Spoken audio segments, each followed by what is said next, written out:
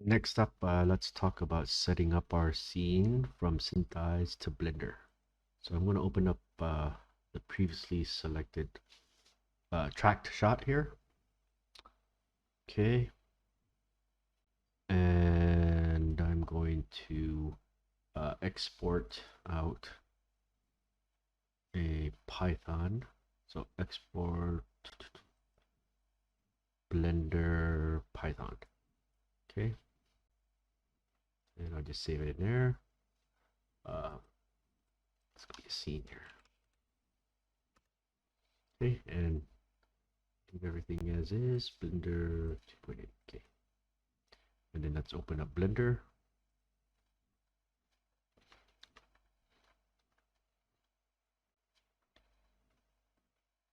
Okay. So now we're going to go to scripting, new, and then we're going to open up our Python. You can just drag in the Python too. It's up to you.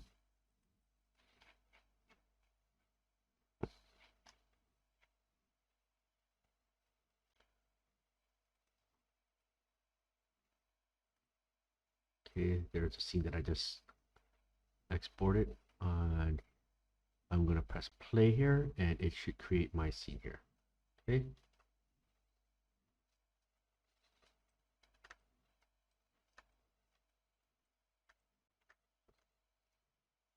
Okay, so at which point now I can go to layout here, check out what I have. And so this is my scene here. Okay, past 120. So let's bring in a model or something that we can light up and set up in this scene. Okay, I'm going to pause it and look for a model and bring it in. Okay, I'm going to import the bumblebee that we used earlier. Let's see here. I believe that was an F box, if not OBJ.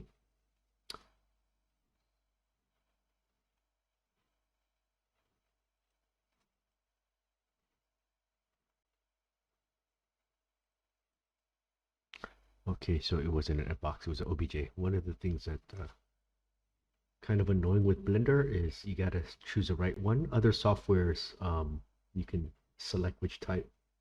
Okay, so wavefront, OBJ, fusion, bumblebee. Okay, so OBJ here. Is that the OBJ robot? Okay, correct. Okay, so my bumblebee is over here. So let's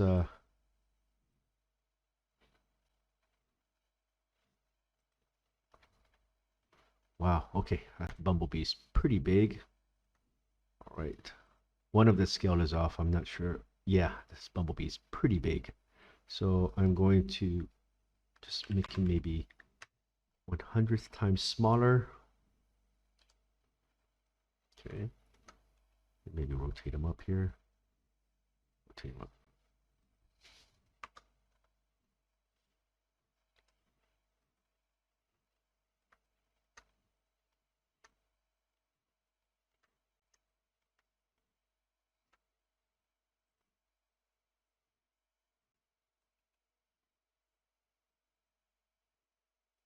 All right, I'm going to cheat a little bit and make Bumblebee a little bit smaller than he should be. Something like that.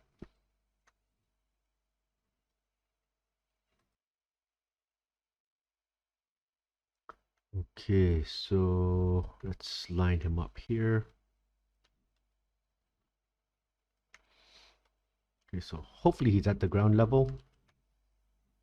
Okay. I'm just going to make him lean against, maybe lean against the wall a little bit or closer to the wall so I can get some shadow. No, there's no shadows going on here. It's pretty much diffuse. So first thing I'm going to do is go to changes to cycles. Okay. Changes to cycles here. All right. And then we see that we lose our background. So I have to choose the camera. Is it this camera here, the Syntheyes camera? Because that's the one I need. Yep. Okay. That already has a background in there, so I can see what's going on here. Click on here. Okay. The Syntheyes camera. We're going to the background image.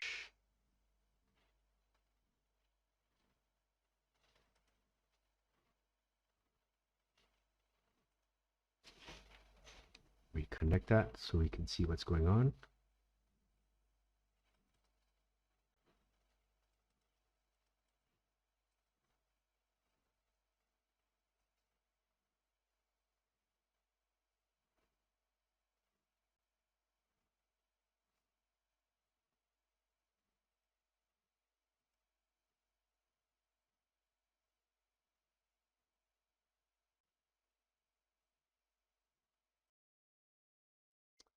Okay, let's see here.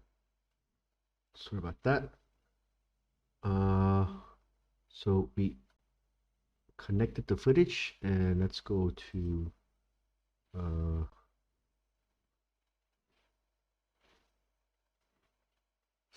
film here and click on transparent so we can see that. Okay, so I have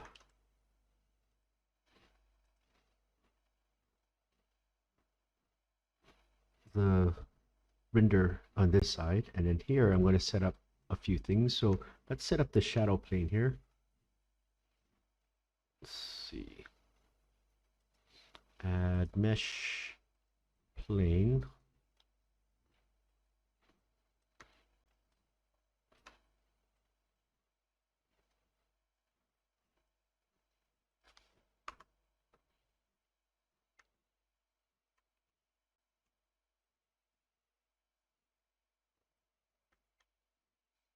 Okay, so obviously, if you look at our shot here, the shadow is not that strong. So I'm going to go to my sunlight here. Okay, change to sun. Okay, that's 1000's obviously not that great. So I'm going to start with 10 here. The position of the sun, if you see the position here, it's a little bit pointed at an angle. We want to, depending on what time this is, so it's just around 12 or 11, then it's not going to be that angled. It's going to be something like above him. Okay. And then the more diffuse the shadow, the more angle we're going to give it. So something like this might work. Okay. And then again, you want to compare with this shot here, with the shadows that the background's creating. So I'm going to hide this here for now so I can see. I think I can just delete this. I don't need this and this. Okay, so I can see the shadows, like maybe off the ledge here and compare. So maybe my shadow is a little too soft, so I want to harden it up a little bit. So I lower the angle here, about like that, something like that. Okay. So that's starting to look a little bit closer. And then obviously I don't want to render this plane here, so I use that as a shadow catcher.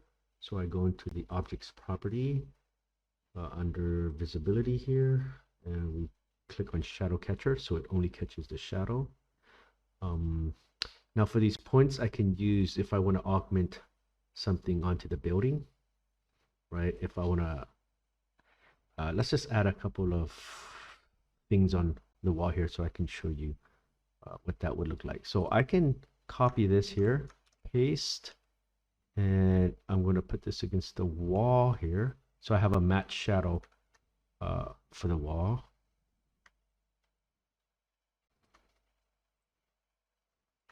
Okay, and I'm going to line it with these points here.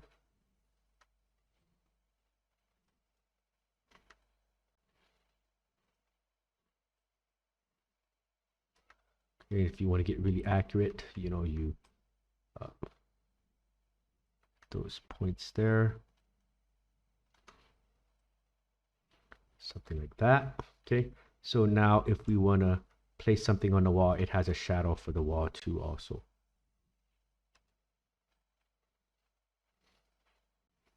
Okay, so for instance, if I want to add in a monkey or something, I can.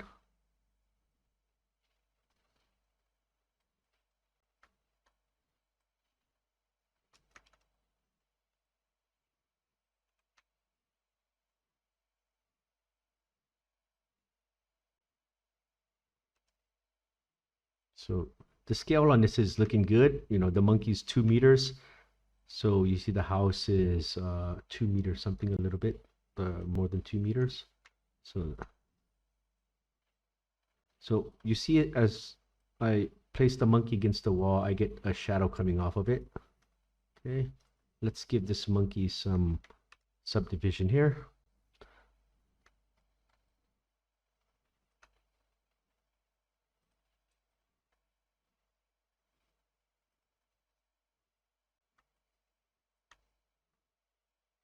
Okay, maybe the monkey's a little big here.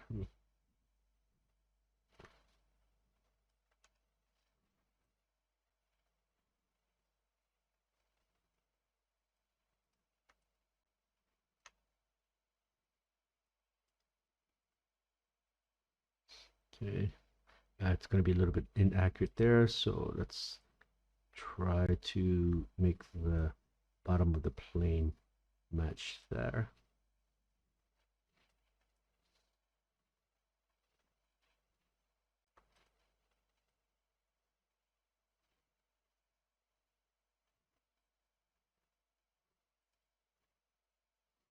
Okay, so the more accurate you build your geometry for shadow catching, the better it will look at these corner points here.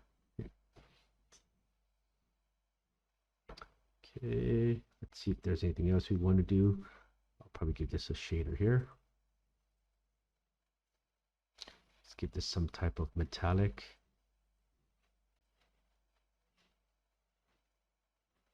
Since we got yellow here, I'll give this another different color here.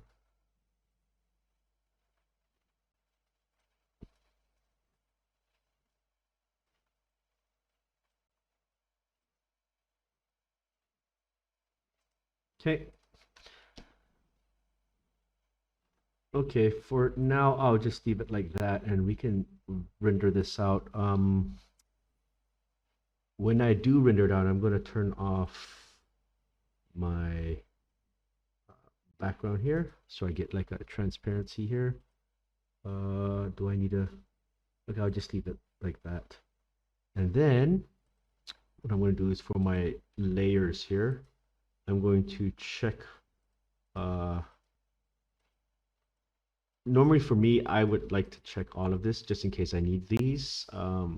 But I think at the bare minimum, you want to do your Z and your mist here so that we can use it in Fusion. And you definitely want to set up your crypto mat. We'll talk about how to use this later. And then ambient occlusion, shadow, environment. Okay, so these are the maybe the minimum. Okay, Z, mist, position, maybe not these, and then these down here. That's the minimum.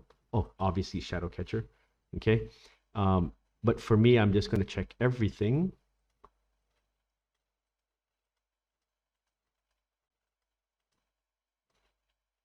Okay. Except render single layer. And then I'm going to set up my GPU.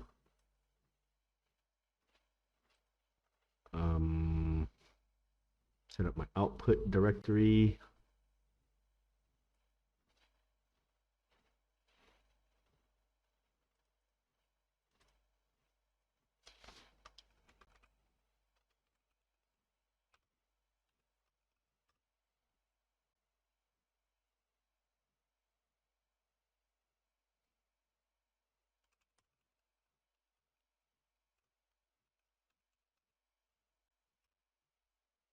Accept. Okay. This is important. From PNG, we're going to change it to OpenEXR multi-layer. Okay. All right. I think that's looking good. Oh, and setting up my samples here. I'll click on denoise. Render noise threshold. I'm going to turn that off. Samples here. I think 1024 is plenty good for our use here. Okay. All right. This is just viewport, but just to make sure. Okay, so 1024, that should be good. And I'm going to save this and okay, save this.